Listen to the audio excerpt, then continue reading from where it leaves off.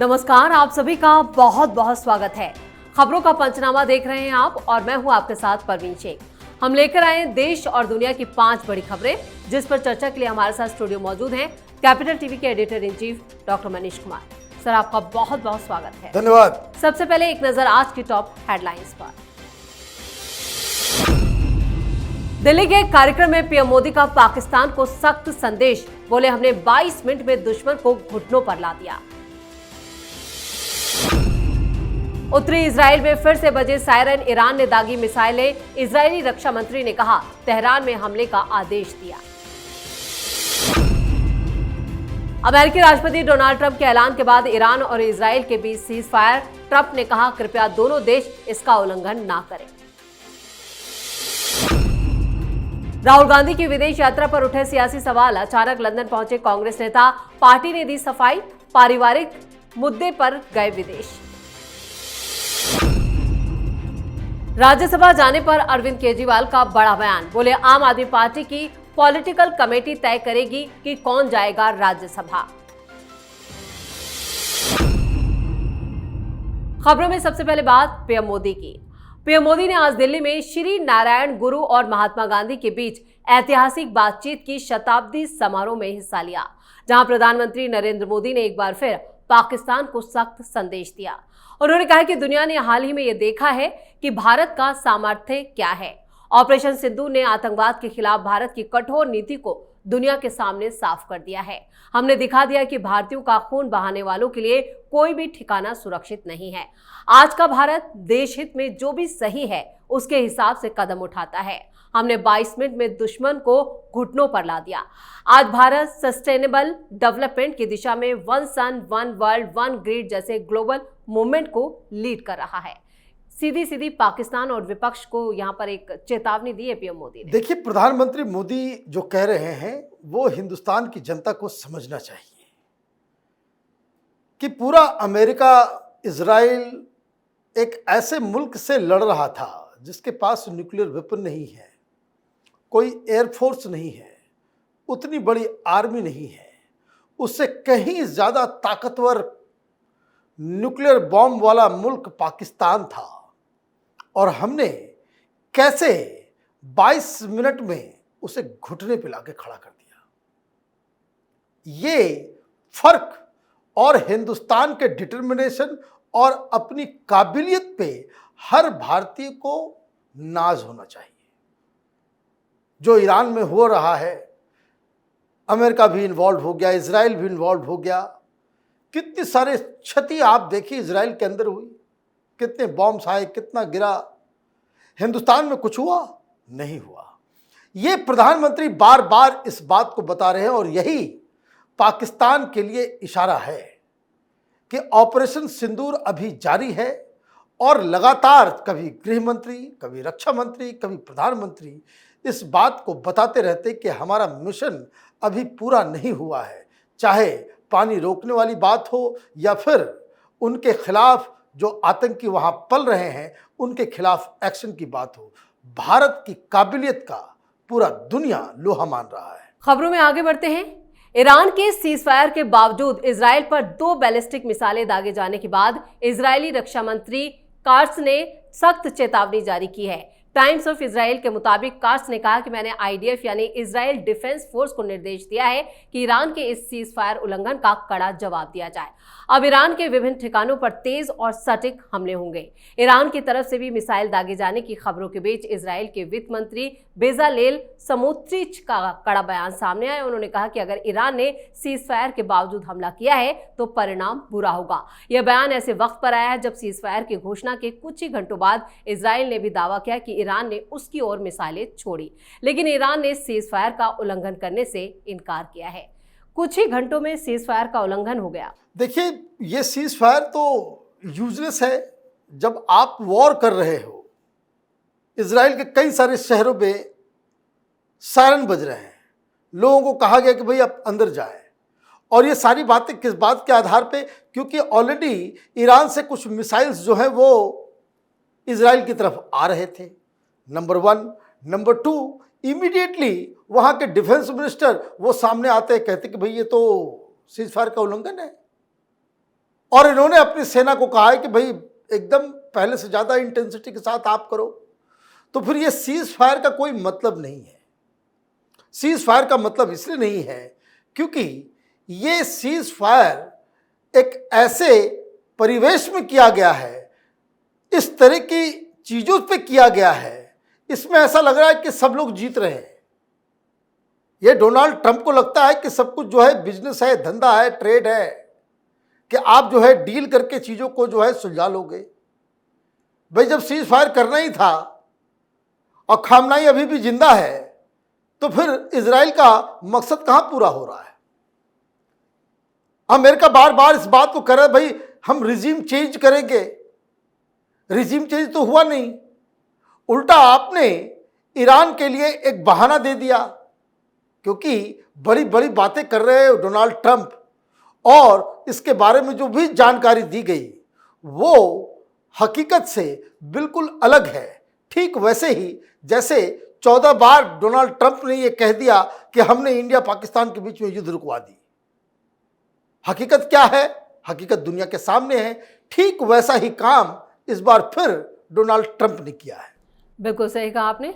और खबरों में आप बात सीज फायर की भी कर लेते हैं, जिसको लेकर डोनाल्ड ट्रंप ने बड़े बड़े दावे किए। डोनाल्ड ट्रंप की ईरान इजराइल में सीज फायर का ऐलान करके दुनिया को चौंकाने की कोशिश की। ट्रंप ने जंग को लेकर इजराइल के पीएम बेंजामिन नेतन्याहू और ईरानी अधिकारियों से भी बात की थी।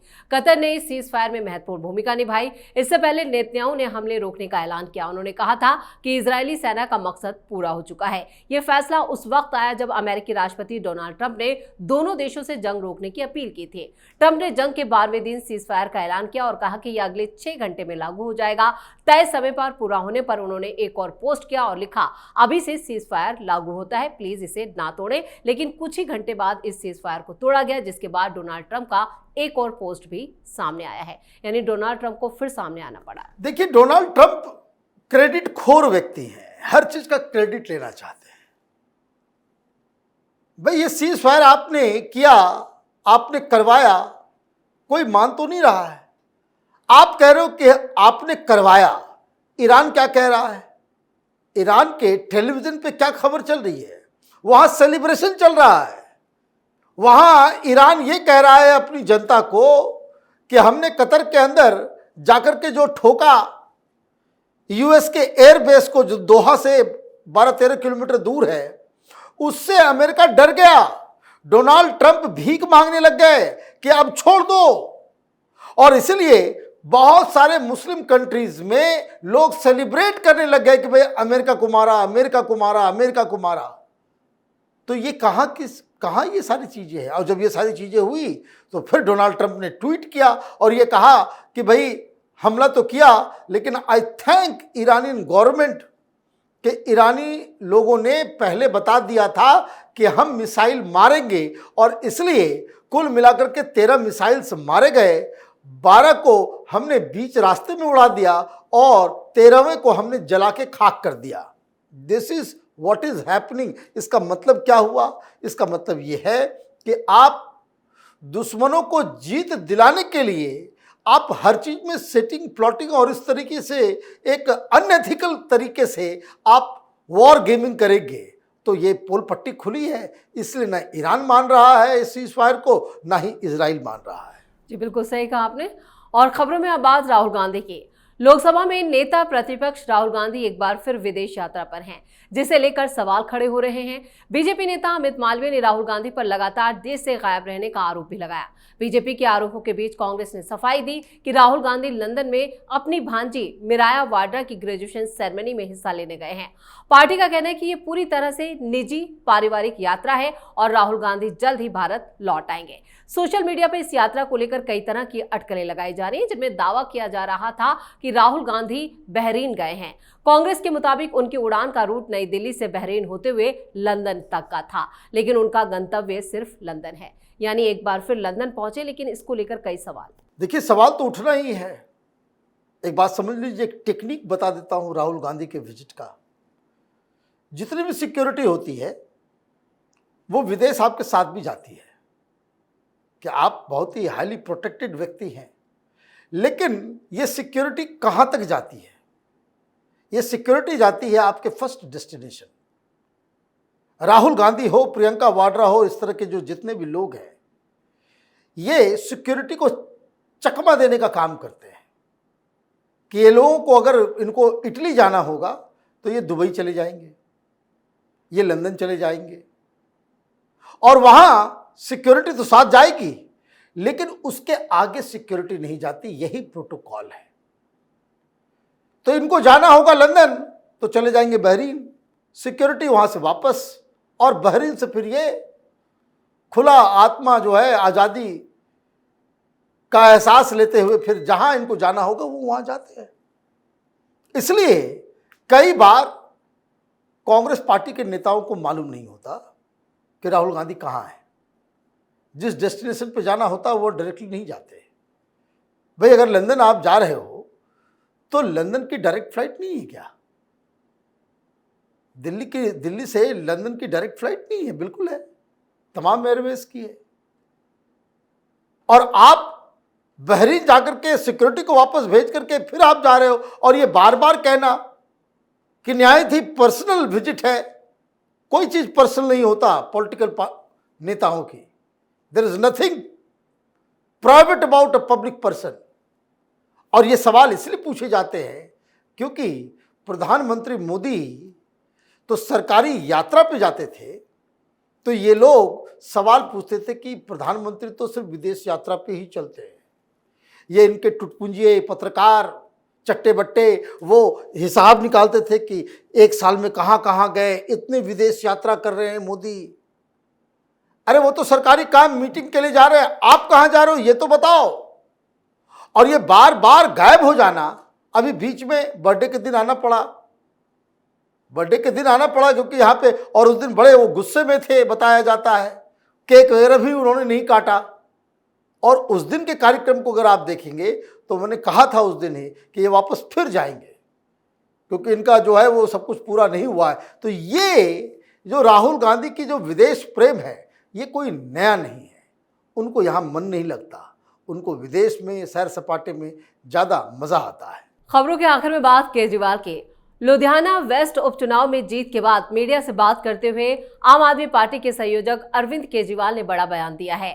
जब उनसे पूछा गया क्या वो राज्यसभा जा रहे हैं तो उन्होंने साफ कहा, मैं राज्यसभा नहीं जा रहा हूं। ये फैसला पॉलिटिकल अफेयर्स कमेटी लेगी किसे भेजा जाए। इस बयान ने अटकलें लगने लगी कि अगर केजरीवाल राज्यसभा नहीं जा रहे तो अब सवाल है कि वो चेहरा कौन होगा जो पार्टी की तरफ से उच्च सदन में जाएगा। तो यहाँ पर केजरीवाल ने जो बयान दिया है उसके क्या मायने? भाई केजरीवाल सच बोले तो फिर केजरीवाल ही क्या, और ये झांसा कि पॉलिटिकल अफेयर्स कमेटी तय करेगी। कौन है पॉलिटिकल अफेयर्स कमेटी में? कोई कमेटी काम करती है क्या? ये पार्टी किसी प्रजातांत्रिक व्यवस्था पे चलती है क्या? ये तो तानाशाहों की पार्टी है। तो केजरीवाल की अपनी प्राइवेट लिमिटेड कंपनी है, वो कमेटी वगैरह तो ऐसे ही बना दिया है। आप बताओ आप जा रहे हो नहीं जा रहे हो? सीधा सीधा सवाल पूछना था कि आप जाओगे या नहीं जाओगे। तो इसने टाल दिया कि नहीं हम तो नहीं जा रहे हैं अभी, लेकिन तय पॉलिटिकल अफेयर्स कमेटी करेगी। तो पॉलिटिकल अफेयर्स कमेटी जो है वही काम करेगी कि भाई जो केजरीवाल कहेगा तो खुद जाएगा। ये आपको याद है कि नहीं, जब अन्ना का आंदोलन करता था, मैं जिंदगी भर बच्चों की कसम खाता हूं तो कांग्रेस से हाथ नहीं मिलाऊंगा, वही काम करेगा। कम से कम 25 इंटरव्यू में इसने कहा कि मैं अन्ना का आंदोलन में आंदोलनकारी हूं, मैं कभी पॉलिटिक्स में नहीं आऊंगा, जीवन में कभी चुनाव नहीं लड़ूंगा। वही झूठ। और जब चुनाव लड़ गया, जब लड़ने वाला था, तो कैसे कैसे झूठी झूठी बातें करते, न बंगला लूंगा, न गाड़ी लूंगा, न सिक्योरिटी लूंगा। भाई केजरीवाल सच बोले तो फिर केजरीवाल ही नहीं रहे। झूठ बोलना वो उसकी आदत है। He is a pathological liar, और मुझे लगता है ही इज अगेन लाइंग। इस तमाम जानकारी के लिए और सटीक विश्लेषण के लिए आपका बहुत बहुत धन्यवाद। धन्यवाद। खबरों का पंचनामा में आज के लिए इतना ही। देश और विदेश की बाकी खबरों और उनके सटीक एनालिसिस के लिए देखते रहिए कैपिटल टीवी। वीडियो को लाइक करें, शेयर करें और कैपिटल टीवी को सब्सक्राइब जरूर करें। धन्यवाद।